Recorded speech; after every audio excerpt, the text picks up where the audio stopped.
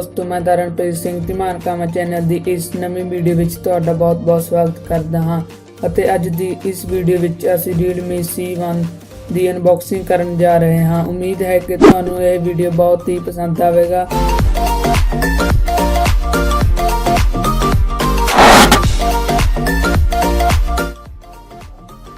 इस मोबाइल की main highlight ਹਨ इस ਵਿੱਚ ਤੁਹਾਨੂੰ ਡਿਊਲ सिम ਦੇ ਨਾਲ ਤੀਜਾ ਮੈਮਰੀ ਕਾਰਡ ਸਲੋਟ भी देखने को मिलता है। 4G वोल्टेज सपोर्ट भी करता है। इस मोबाइल ਤੁਹਾਨੂੰ ऑक्टा कोर प्रोसेसर देखने को मिलता है जो कि 1.8 गीगाहर्ट्ज का प्रोसेसर है।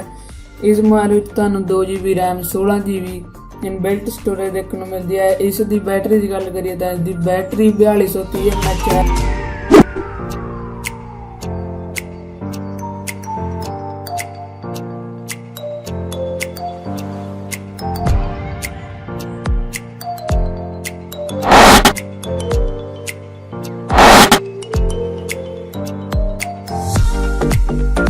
बॉक्स तो पहला सिम इजेक्टर पिन मिलती है। इस दे नाल सानू एक कवर मिल जाता है जो ट्रांसपेरेंट कवर है।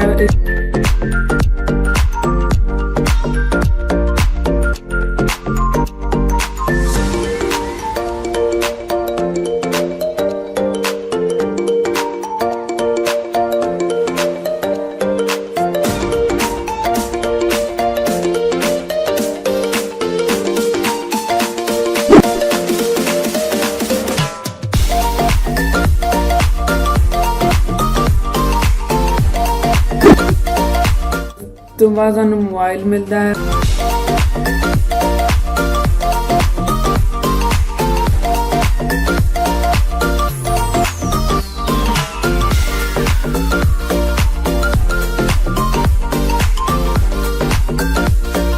मोबाइल तो बाद सानू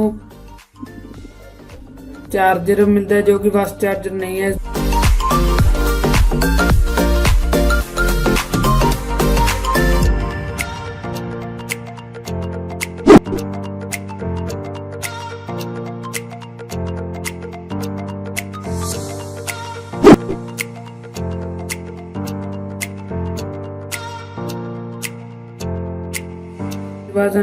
डाटा केबल मिल जाती है।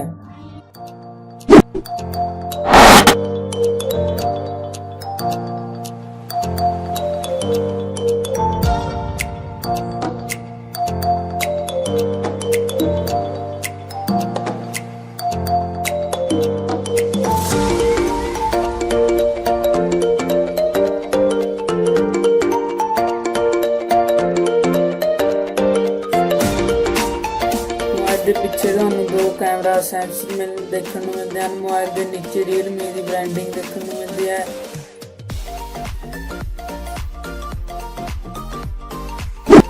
मोबाइल के बॉटम साइड ते ਸਾਨੂੰ headphone jack mic USB port ਅਤੇ स्पीकर देखने को मिलते हैं। मोबाइल के राइट साइड ਤੇ ਸਾਨੂੰ एक पावर ऑन ऑफ बटन मिलता है। ਤੇ मोबाइल के लेफ्ट साइड ਤੇ ਸਾਨੂੰ सिम ट्रे ਤੇ वॉल्यूम बटन देखने को मिलता है।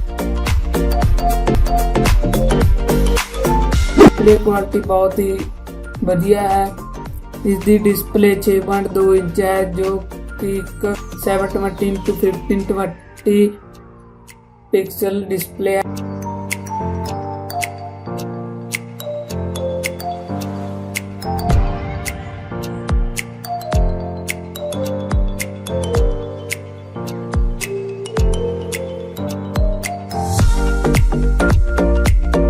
ये मोबाइल एंड्रॉयड वर्जन 8.1 ते बेस्ड है।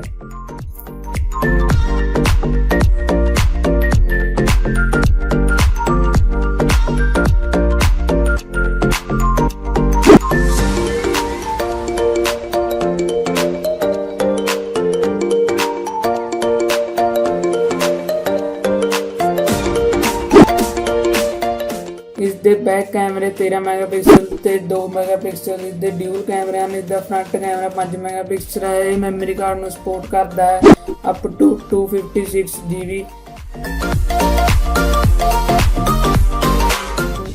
आई होप कि तुहानू वीडियो वधिया लग्या होगा। जे वधिया लग्या तो इस वीडियो को लाइक जरूर करना ते थल्ले कमेंट करके जरूर दसना कि वीडियो किद्दां दी लगी।